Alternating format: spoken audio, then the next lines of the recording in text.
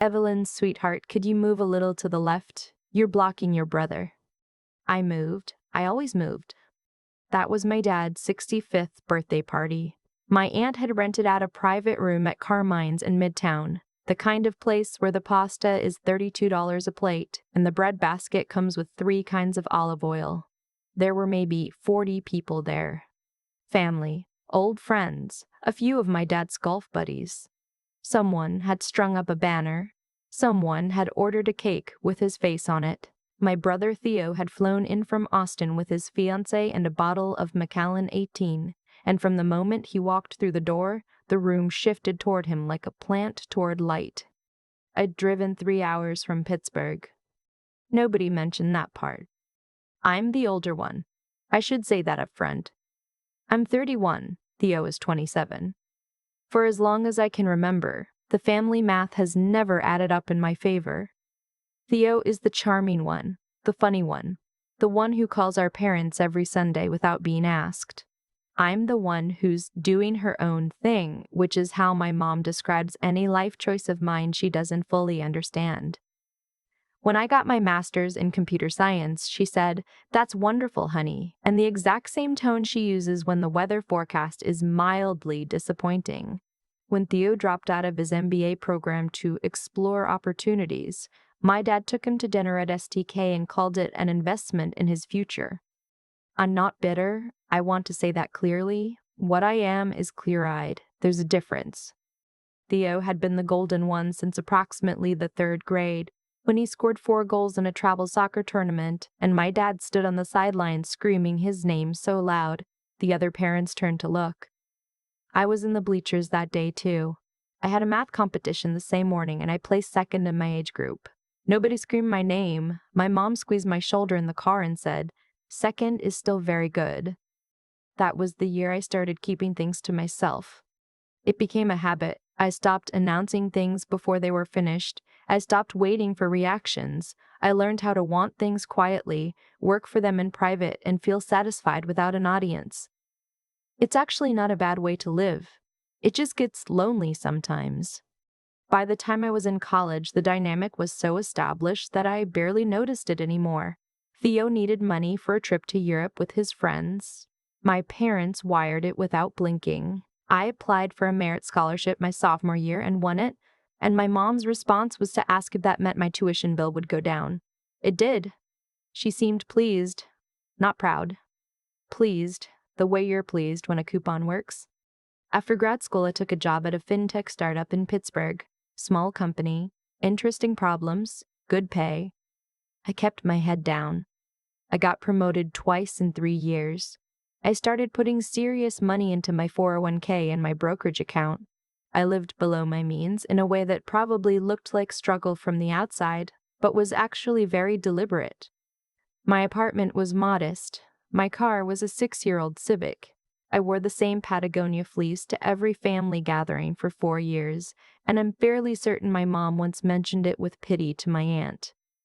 None of them knew what I was doing with my money. That was intentional. So, Dad's 65th birthday, Carmine's, Midtown, 40 people, 3 kinds of olive oil. I got there first, which nobody acknowledged. I helped my aunt arrange the place cards, which nobody acknowledged. I found out the private room's AZHV setup wasn't working, and I fixed it in about 8 minutes by rerouting the HDMI cable, which my dad acknowledged by saying Theo would have figured that out too. Theo arrived 40 minutes late with his fiancée. Her name is Brittany. She has very long nails and a very loud laugh, and she called me girl the first 3 times she spoke to me before she learned my name. They walked into actual applause. My uncle started it. My dad looked like he might cry. We sat down to dinner. I was at the far end of the table, between my cousin and someone's girlfriend who spent most of the meal on her phone. Theo was at my dad's right hand, telling a story about a golf trip to Scottsdale that had apparently been very funny and involved a cart malfunction and a rattlesnake, and everyone was laughing and leaning in, and I was eating my $32 pasta and thinking about something else entirely. About 18 months before that dinner, I had made a decision. The startup I'd been at for 4 years got acquired. The terms were good. My equity package, which I'd negotiated carefully and never mentioned to anyone, turned into a number that surprised even me when I saw it wired to my account. I sat in my car in the parking garage for about 10 minutes just staring at my phone. Then I called my financial advisor, a woman named, well, she knows who she is, and we talked for an hour about what to do next. I didn't call my parents. I didn't call Theo. I sat with it alone for a while, the way I'd learned to sit with things. And I thought about what I actually wanted. What I wanted was real estate. I'd been reading about it for years. Commercial property, specifically mixed-use buildings, the kind with retail on the ground floor and apartments or offices above. Pittsburgh was in the middle of a quiet transformation that most people outside Pennsylvania hadn't noticed yet. Neighborhoods that had been depressed for decades were turning over. Values were moving. I had done enough research to know where I thought they were going. I spent 6 months working with a commercial broker and a real estate attorney. I made 2 acquisitions, one mixed-use building in the Strip District, one in Lawrenceville. Neither one was glamorous. Both needed work. I found a property management company I trusted. I hired a contractor, and I started the renovation process on both. I kept all of it quiet. My Instagram was still posting pictures of my Civic and my fleece and the occasional hiking trail. My family thought I was fine, stable, doing okay. A little boring, maybe. Back to Carmine's. Dessert came out and someone dimmed the lights and the waitstaff carried out the cake with the frosting photo of my dad's face on it, and everyone sang, and Theo put his arm around my dad's shoulders, and there was a lot of flash photography, and it was genuinely sweet. I'm not a monster. I'd felt something warm watching my dad blow out the candles. Then my uncle stood up to give a toast.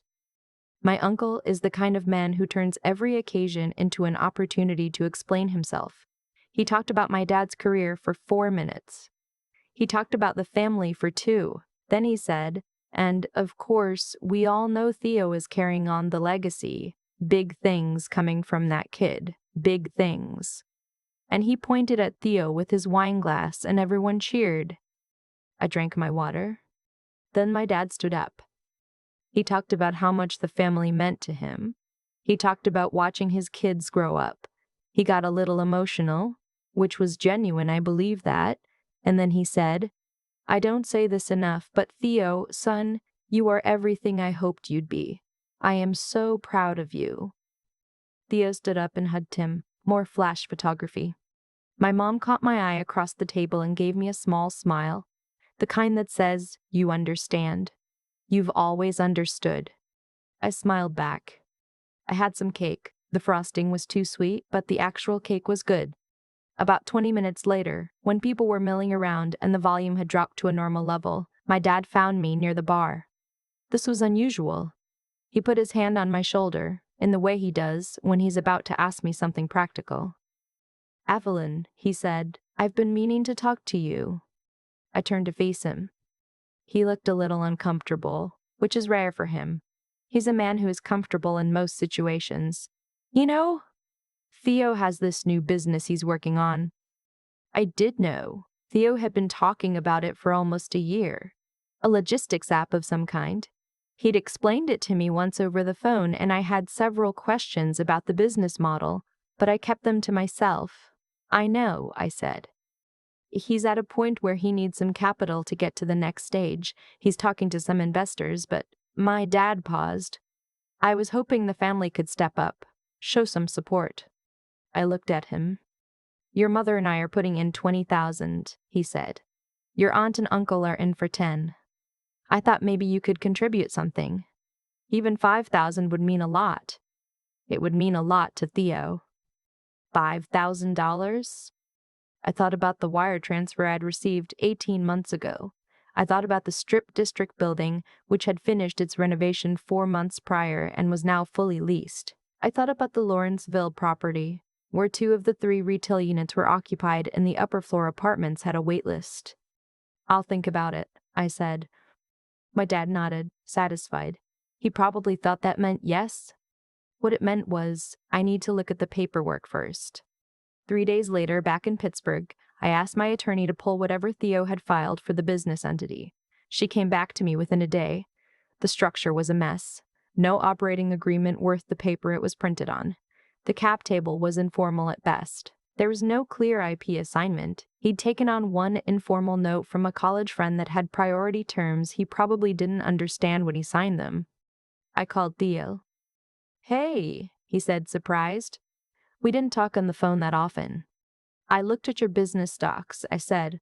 "I can't invest in the current structure. It's not set up right." Silence. "But," I said, "if you want to do this properly, I can help you fix it. I'll refer you to my attorney. She can clean up the cap table, get you an operating agreement, deal with that note from Connor before it becomes a problem. Once it's structured correctly, I'm open to a conversation about investing. A real conversation, with terms." More silence. "What are you talking about?" he said. "It's a family thing. Dad's not asking for a term sheet, he's just—" "I know what he's asking for," I said. "I'm telling you what I can do. If you want my money, I need to see a real structure. I'm not doing this as a gift." He didn't respond well to that. He said some things I'm not going to repeat. The call ended badly. I expected that. What I didn't expect was what happened next. Theo called my mom. My mom called me. "Evelyn," she said, in the voice she uses when she's trying to be calm about something she is not calm about. "I don't understand why you're making this so difficult. It's your brother." "I know it's my brother," I said. "That's why I'm trying to protect him." She didn't understand that, or she didn't want to. My dad called me the following week. He was more measured than Theo, but the message was the same. This was family. Family didn't need formal terms. Why was I being cold about it? I tried to explain the actual legal risk he and my mom were taking by putting $20,000 into an entity with no operating agreement and a priority note on the cap table. He listened. I could tell he was not fully following it and also did not want to fully follow it. "I just think," he said carefully, "that you could afford to be a little more generous." There it was. I let that sit for a moment. "How much do you think I make, Dad?" I asked. He named a number. It was my salary from 2 years ago, before the acquisition, before the equity payout. He said it with total confidence, as if he'd done the research. I didn't correct him. "I'll think about it," I said again. Generosity. He thought I was being ungenerous. He thought Theo was the one with the future, and I was the one who needed to support it. I went back to work. The month after that conversation, I put in an offer on a third property, a 4-story mixed-use building in the East Liberty neighborhood, which was in the early stages of a serious commercial renaissance. The asking price was high. I negotiated it down. The inspection came back with some issues that I used to negotiate further. My attorney handled the closing. I wired the down payment on a Tuesday morning, and then drove to a coffee shop and answered emails for the rest of the day. No one knew. 2 months after that, Theo's business partner, the college friend with the priority note, exercised some clause in their informal agreement and effectively took the company from him. I don't know all the details. I know it was bad. I know Theo lost most of what he put in and had to go back to a salaried job. I know my parents lost their $20,000. I know the same thing happened to my aunt and uncle. My mom called me when it fell apart. She cried a little, which was hard to hear. I told her I was sorry it happened. I told her I genuinely was. She said, "I wish we'd listened to you." I said, "I know." She asked if I was doing okay, financially, which she almost never does. She was probably wondering if I needed help. "I'm doing fine," I said. Months passed. I focused on the properties.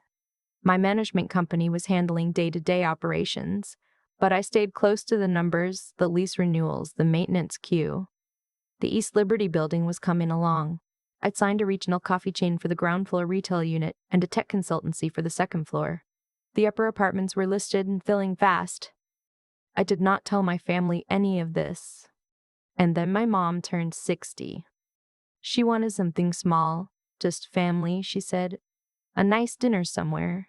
She left the planning mostly to me, which she does with logistical things, and I found a restaurant in the West Village she'd mentioned wanting to try years ago. Private dining room in the back, good wine list, the kind of place that feels intimate without feeling stuffy. I made the reservation, coordinated with my aunt about the flowers, ordered a gift from the list she'd shared on a family text thread. The dinner was on a Saturday in October. I drove down from Pittsburgh the morning of. I parked the Civic in a garage near the restaurant and walked over. I was wearing a dress I'd bought specifically for the occasion. Nothing dramatic, just a navy wrap dress that fit well. I had my hair down. My aunt looked at me when I walked in and said, "Oh, Evelyn, you look beautiful." And I said thank you, and she went back to rearranging the centerpiece. Theo arrived on time for once. He seemed quieter than usual. The business collapse had knocked something out of him. He was working at a financial services firm now, a junior role, which was fine. That was actually a good industry. But I could tell he was still processing the fall. He hugged me when he came in and said, "Hey, Ev." And I said, "Hey." And that was more warmth than we'd exchanged in months, so I took it. We sat down. My mom was glowing. She loves being gathered around, loves having her people in one place. She kept reaching out to touch hands with whoever was next to her. I watched my dad watch her and felt something uncomplicated for a moment, something close to pure. After the main course, my aunt stood to give a toast. She talked about my mom's kindness, her loyalty, the way she'd held the family together through various hard things over the years. All of it true. I was moved by parts of it. Then she mentioned, in passing, that it would be so wonderful when Theo gets his next venture off the ground. And I saw my dad nod slowly, and I thought, okay, we're back here. I had a sip of wine. At some point after dessert, when people were talking in smaller clusters, my mom found me near the window. She sat down beside me and took my hand, which she doesn't do very often. She seemed like she wanted to say something real. "I've been thinking," she said slowly, "about some things your father said. About the family. About dividing things up. Eventually. When the time comes." She paused. "You know how it is. We want to make sure Theo has what he needs to start fresh. He's been through a hard time. We're thinking about giving him a larger portion when, down the road." She was talking about the will. I looked at her. I love my mother. I want to be clear about that. I love her genuinely, the way you love someone who has been imperfect in very specific and consistent ways for your entire life, and you've made peace with it. "Mom," I said, "I don't need it." She blinked. "What?" "Whatever you're planning to give Theo more of, keep it. Give it to him. Give it to charity. I don't need it." She looked at me like I'd said something in a foreign language. "I'm fine," I said. "I've been fine. I just haven't talked about it very much." "What do you mean you're fine?" She had a small crease between her brows. I thought about it for a moment, about how long I'd kept this particular habit, how useful the silence had been, how it had let me build something real without the pressure of performing it for an audience that was only half paying attention. "I own 3 commercial properties in Pittsburgh," I said. "They're all leased, the portfolio's generating solid income. I have a brokerage account and a retirement account that are both in good shape. I'm not rich by any dramatic standard, but I am genuinely fine. More than fine." My mother stared at me. "I've been this way for a while," I said. "I just didn't announce it." She opened her mouth, closed it, opened it again. Why didn't you tell us?" I thought about the birthday party in 3rd grade, the scholarship she'd treated like a coupon. The way my dad said Theo would have figured that out too, after I fixed the HDMI cable. The $20,000 they'd handed my brother with both hands, no questions, no terms, while asking me for $5,000 with the word generous in their mouth. "I don't know," I said gently. "I guess I stopped expecting the audience." She was quiet for a long moment. Outside the window, the West Village street was doing its Saturday night thing. Couples walking, someone with a dog, yellow light spilling from the restaurant across the street. 3 buildings, she said finally. 3 buildings, I said. She looked at her hands. "I feel like I don't know you very well." "You know me," I said. You just didn't always see me." There was a pause that held several years in it. Then my mom did something unexpected. She laughed. Not a big laugh, not the kind Theo produces with a rattlesnake story. A small, quiet laugh, the kind that's mostly breath. She squeezed my hand. "I see you now," she said. I didn't cry, but it was a near thing. Later, when I was walking back to the parking garage, the city doing its thing around me, I thought about all the years I'd moved to the left when asked. All the times I'd adjusted, accommodated, shrunk myself into the space that remained after everyone else had arranged themselves. There had been a cost to that. I won't pretend there wasn't. But there had also been something else. Something I hadn't expected when I started going quiet. The silence had given me room to listen to myself, to figure out what I actually wanted, separate from what anyone was cheering for, to build a version of my life that was mine in a very specific way, not performed, not approved, not for anyone's highlight reel. The garage attendant handed me my keys and said, "Have a good night." "Thank you," I said. "I will." And I drove back to Pittsburgh 3 hours in the dark with the radio low, thinking about nothing in particular. I keep coming back to that moment at Carmine's when my dad said, "Theo, you were everything I hoped you'd be." And I was sitting 10 feet away, having fixed the broken AV setup that nobody noticed, having driven 3 hours that nobody mentioned. I used to let that kind of thing land like a small stone dropped into still water. A ripple, then nothing. I'd gotten so good at absorbing it. But here's what I've come to understand. Sitting with all of it now, the way a family treats its quiet one, is not a verdict. It just feels like one for a very long time. What nobody told me when I was younger. What I had to figure out the hard way, through years of keeping my head down and watching and reading and making mistakes with small amounts of money before I made decisions with larger ones, is that integrity doesn't ask for an audience. I did the right thing when Theo came to me for money. I didn't protect myself from the discomfort of saying no because I was cold. I said no because I could see the structure clearly and I knew what was coming.